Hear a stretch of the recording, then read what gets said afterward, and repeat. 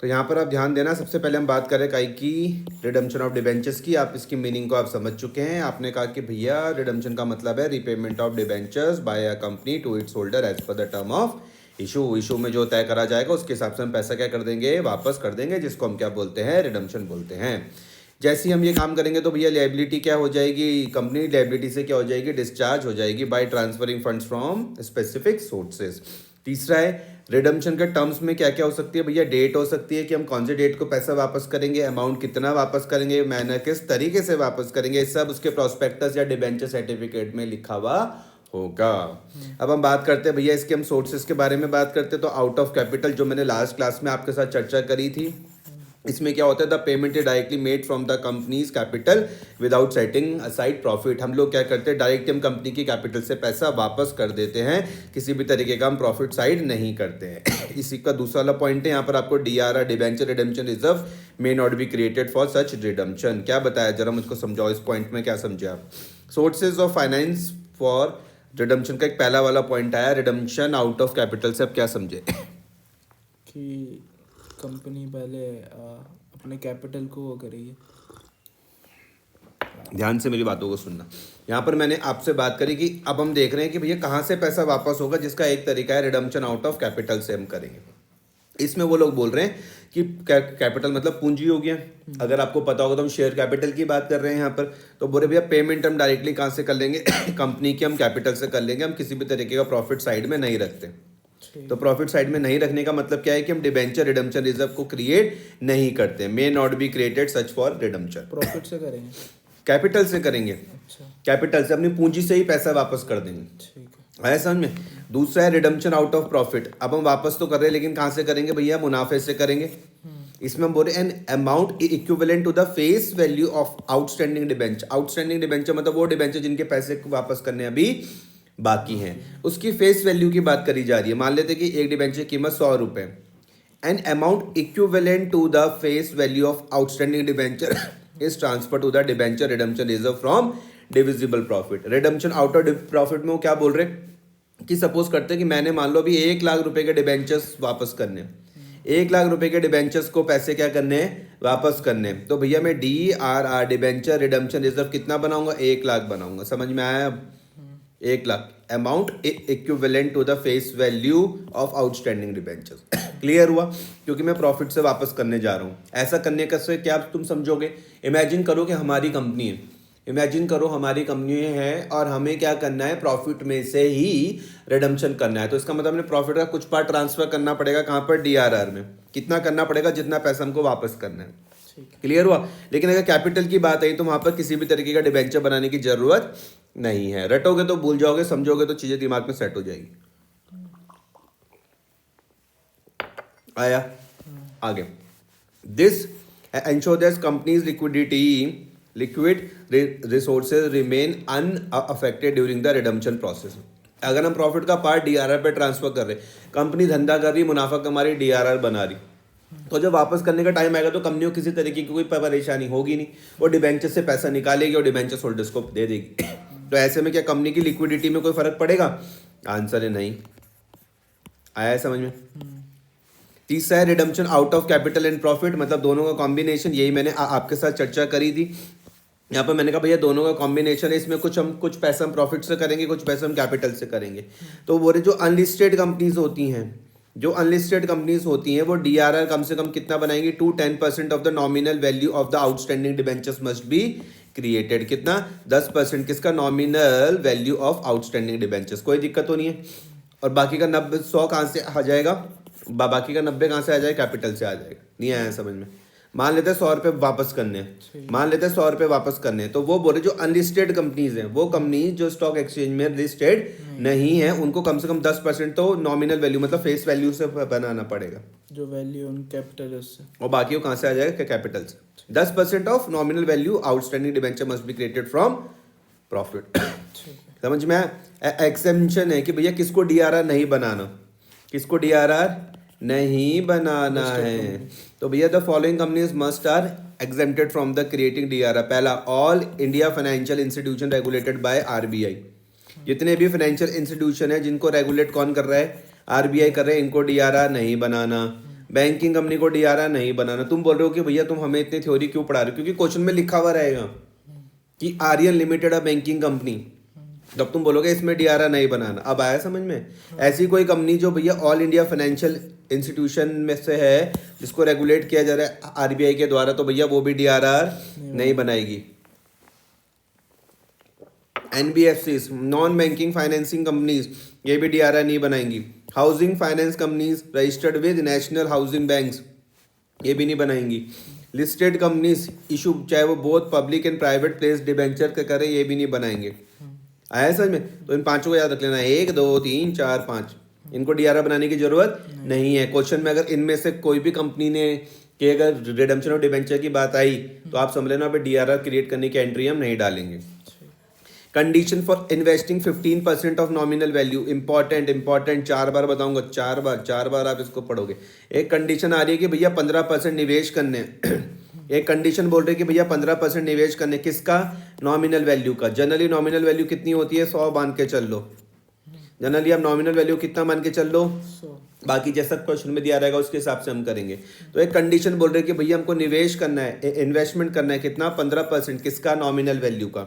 As per the rule 18(7)(b) of the companies, ये आपको याद करने की जरूरत नहीं है। Share capital and debenture rule 2014, वो क्या बोलते हैं? ऑल कंपनीज एग्जेम्प्टेड वंस, सारी की सारी कंपनीज किसको छोड़ के? जो एग्जेम्प्ट है। एग्जेम्प्ट कौन सी कंपनीज थी? 1 2 3 4 5, ये एग्जेम्प्ट 1 2 3 4 5 एग्जेम्प्टेड कंपनी थी। हाँ, इनको छोड़कर बाकी सब कंपनी के लिए 15% वाली कहानी भी चल रही है साथ में। क्या बोल रहे हैं? All companies except exempted ones must invest और डिपॉजिट। मस्ट वर्ड का इस्तेमाल करा गया भैया, करना ही करना है। मस्ट इन्वेस्ट और deposit 15% of the nominal value of debentures maturing during the year in specified security before 30 April of the financial year. Important point है इसमें भैया, मैं स्टार मार्क लगा दूं, स्टार मार्क। सबसे पहले मुझे बताओ, यहां तक समझे? ऑल कंपनीज एग्जेम्प्टेड वन तक, यानी समझे? समझ गए। मस्ट बोला गया इन्वेस्ट करना है या फिर डिपॉजिट करना है। 15% नॉमिनल वैल्यू ऑफ डिबेंचर जो मैच्योरिंग हो रही है ड्यूरिंग द ईयर, मतलब इस साल जो वापस जिनको हमने करना है, इन specified security before 30 April of the financial year. आया समझ में? किससे पहले करना है भैया निवेश? 30 अप्रैल से पहले निवेश करना है। इस साल मान लेते हमने, मेरा साल अप्रैल से लेके मार्च तक चल रहा, तो इस साल मैंने जितना भी डिबेंचर्स को वापस करना है, तो एक डेट आ रही 30 अप्रैल की। इससे पहले मुझे क्या करना है? इन्वेस्ट करना है। कितना करना है भैया? 15%, किसका? नॉमिनल वैल्यू का। क्लियर हुआ? This ensures funds are available for redemption. तुम बोलोगे यार क्यों करवा रहे हो, तुम निवेश क्यों करवा रहे हो? इससे भैया एक एश्योरिटी मिल रही है, एंश्योर कर रहा है कि भैया फंड्स हैं रिडम्पशन के लिए। इसलिए क्या तारीख है वो? 30 अप्रैल से पहले करना है। इस साल जितने भी पैसे को, जितने भी डिबेंचर्स को हमने वापस करना है, तो 30 अप्रैल की डेट आएगी। इससे पहले भैया 15% नॉमिनल वैल्यू ऑफ डिबेंचर आप निवेश कर देना। This ensures funds are available for debentures. Example में समझते हैं भैया, if debenture worth rupees 20 lakh, कितने रुपए के डिबेंचर? 20 लाख रुपए के डिबेंचर मैच्योर कब हो रहे हैं? मान लेते हैं 31 अक्टूबर 2024 को। ये मैच्योर वर्ड का मतलब है इनके पैसे हम अब वापस करेंगे, इनकी मैच्योरिटी का भी टाइम आ गया। डिबेंचर कितने रुपए के हैं? 20 लाख रुपए के, जो मैच्योर हुए कब? 31 अक्टूबर 2024 को। हमने क्या करना है? इनको पता कैसे चलेगा मैच्योर? क्वेश्चन में दिया हुआ रहेगा, गिवन क्वेश्चन में दिया हुआ रहेगा। 20 लाख रुपए के डिबेंचर हैं, इस साल हमको उन्हें 31 अक्टूबर 2024 को हमने उनके पैसे वापस करने हैं। तो हम लोग क्या करेंगे? 30 अप्रैल 2024 तक, ध्यान समझना, 30 अप्रैल 2024 तक कंपनी मस्ट इन्वेस्ट करेगी 3 लाख रुपए। तुम बोलोगे 3 लाख कहाँ से आया? तो भैया 20 लाख का तुमने नया कैलकुलेटर खरीदा ही है, उसका 15% आप निकाल लोगे, कितना आ जाएगा? 3 लाख आ जाएगा। नहीं आया भाई जी समझ? पक्का? कोई दिक्कत तो नहीं है? लेकिन ये कांड किसके साथ नहीं करना, ये निवेश किसके साथ नहीं करना? ये जैसे तुम्हारे पास 5 उंगलियां हैं, 1 2 3 4 5, इन पांचों को याद रखना। सारे बैंकिंग के है ना, RBI, all India financial institution regulated by RBI लिखा हुआ रहेगा। तो भैया इनके उसमें मत करना, ना डीआरआर बनाना ना निवेश करना। ध्यान समझना, डीआरआर अलग चीज है, निवेश अलग चीज है। निवेश क्या है? इन्वेस्ट 15% वाला जो है। अच्छा। ये अलग है। बैंकिंग कंपनीज दिया हुआ रहेगा तो भैया यहाँ पर मत करना। Non banking financing companies NBFC देंगे रहेगी तो यहाँ पर मत करना। हाउसिंग फाइनेंस दी हुई रहेंगी यहाँ पर मत करना। लिस्टेड कंपनीज दी हुई रहेंगी तो इनके उसमें मत करना। इनको छोड़ के फिर ये चीज़ें चलेंगी। समझ में आया भाई जी? 30 अप्रैल 2024 को कंपनी को निवेश करने पड़ेंगे कितने? 3 लाख रुपए। 3 लाख रुपए कहाँ से आ रहा? 15% किसका? 20 लाख रुपए का। ठीक है। और आज की संगीत में महफिल का आखिरी कॉन्सेप्ट हम पढ़ते हैं आपके साथ, मेथड्स ऑफ रिडम्पशन। तो भैया ध्यान से समझना। सबसे पहले देखो लमसम हो जाएगा। लमसम मतलब इंस्टॉलमेंट के साथ। गधे वाली बातें मत करो। लमसम नहीं, sorry, मतलब full एक payment, साथ एक एक साथ। साथ एक वो कौन साथ। सा था इंस्टॉलमेंट वाला? इंस्टॉलमेंट वाला इंस्टॉलमेंट ही तो था। अच्छा। लमसम मतलब एक साथ। लमसम मतलब एक एक साथ at the end of the fix period. जैसे ही भैया वो फिक्स पीरियड का मतलब है कि सपोज करते हैं हमने वादा करा कि हम 5 साल बाद पैसा वापस कर देंगे, तो ये फिक्स पीरियड हो गया। एक साथ कर दोगे तो बोलोगे lump sum. All debentures are redeemed in a single payment at maturity. Lump sum मतलब याद रखना सिंगल पेमेंट। आया समझ में? तुमने कोई प्रॉपर्टी खरीदी, तुमने उसकी एक साथ पेमेंट कर दी, तो अब तुम एक वर्ड बोलोगे भैया लमसम कर दिया एक साथ। दूसरी जो अनलिस्टेड कंपनी रहेगी उसको भैया मस्ट है, जो अनलिस्टेड कंपनी रहेगी उसको बोले भैया तो ये ट्रांसफर करना पड़ेगा 10% of debenture outstanding to DRR before redemption. मैं फिर बता रहा हूँ, देखो डीआरआर अलग कहानी है, डीआरआई डिबेंचर रिडम्पशन इन्वेस्टमेंट अलग है। एग्जाम्पल देखते हैं भैया मैच्योरिटी के टाइम पर देखते हैं। मैच्योरिटी मतलब जब पैसा वापस करने के टाइम आ रहा है तो लिखा हुआ debenture redemption reserve account debit to general reserve. ये यहाँ से थोड़ा यहाँ पे आ जाएगी, समझ रहे हो ना तुम? ये थोड़ा प्रिंटिंग एरर है। Debenture redemption reserve DR to general reserve. दूसरा आ जाएगा redemption in installment by draw of lots. ये ड्रॉ ऑफ लॉट्स का क्या मतलब है कि हम सबके डिबेंचर एक साथ नहीं दे रहे, हमने लॉट्स निकाल लिए, लॉट्स में हम पैसे वापस करेंगे। क्लियर हो रही बात या नहीं हो रही है? जो debenture are redeem periodically in part. Selection is based on a drawing lot process. हम वो कर रहे हैं, लॉट्स निकाल रहे हैं। अबे यार किस्मत अच्छी तुम्हारी। अदर सिलेबस तुम्हारे उसमें है ही नहीं, और अभी मेथड तो तुम्हारे सिलेबस में ही नहीं। तो दो ही मेथड हैं तुम्हारे पास, एक तो लमसम वाला हो गया और रिडम्पशन इन इंस्टॉलमेंट हो गया। ठीक है। जैसे परचेज फ्रॉम ओपन मार्केट, ये तुम्हारे सिलेबस में नहीं है। उनको शेयर या नए डिबेंचर में कन्वर्ट करेंगे, ये आपके सिलेबस में नहीं है। ठीक है भाई जी? अकाउंटिंग एंट्रीज फॉर रिडम्पशन हम देख लेते हैं। At the time of creation of DRR, जब हमको क्या बनाना है? डीआरआर डिबेंचर रिडम्पशन रिजर्व बनाना है। किसके लिए बनते हैं? अनलिस्टेड कंपनीज के लिए बनते हैं।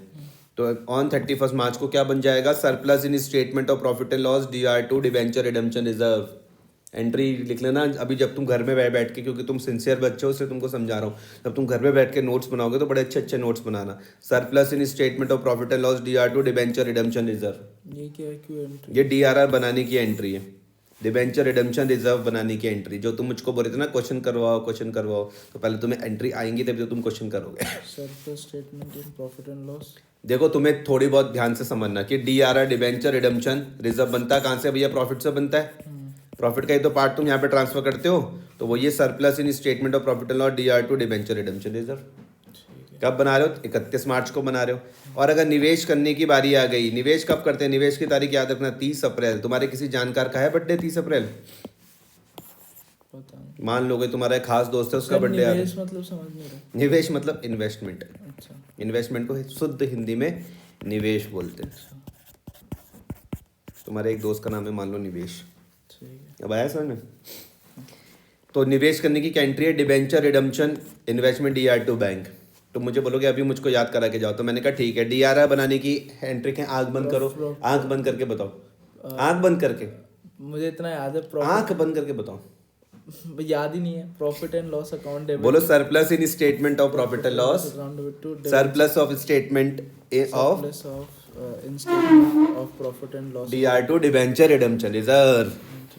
ठीक है? बोलो जरा आंख बंद, वहां देख के बोलो, दीवार की तरफ देख। Surplus in statement of profit and loss account debit to DRR debenture redemption reserve. और निवेश करने की क्या है?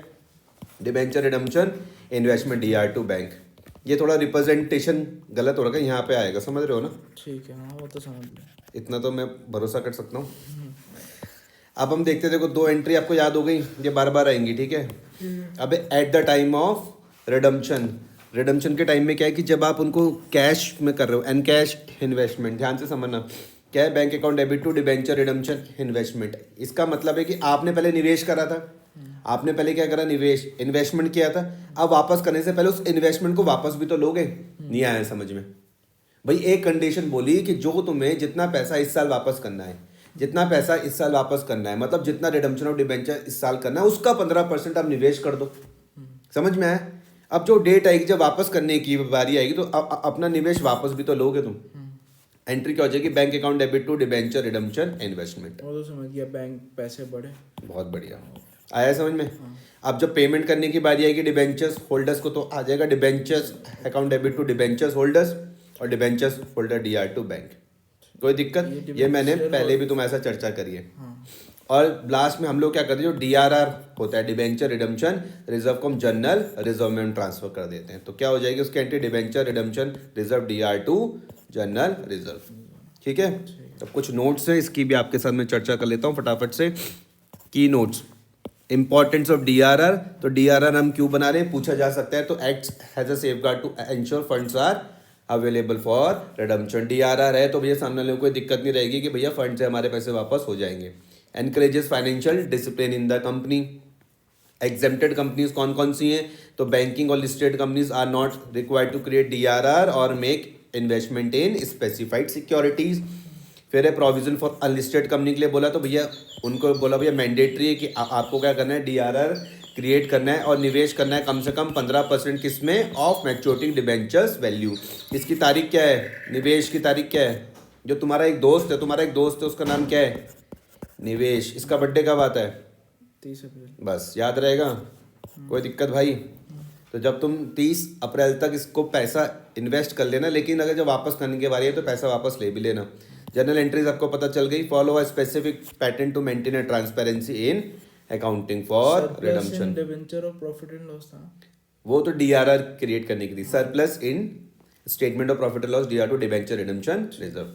दीज डिटेल नोट्स कवर, ये आपके पूरे हो गए। ठीक है। प्लस इन क्या था sir, surplus in statement of profit and loss. ठीक है। ये देखो, surplus in statement of profit and loss DR to debenture redemption reserve, debenture redemption investment DR to bank. ये आपका वो दोस्त था, उसका नाम था निवेश, उसका बर्थडे था 30 अप्रैल को, और पैसा वापस करने से पहले उससे पैसे वापस ले लेना। इतनी एंट्री है। तब आपसे मुलाकात करते हैं हम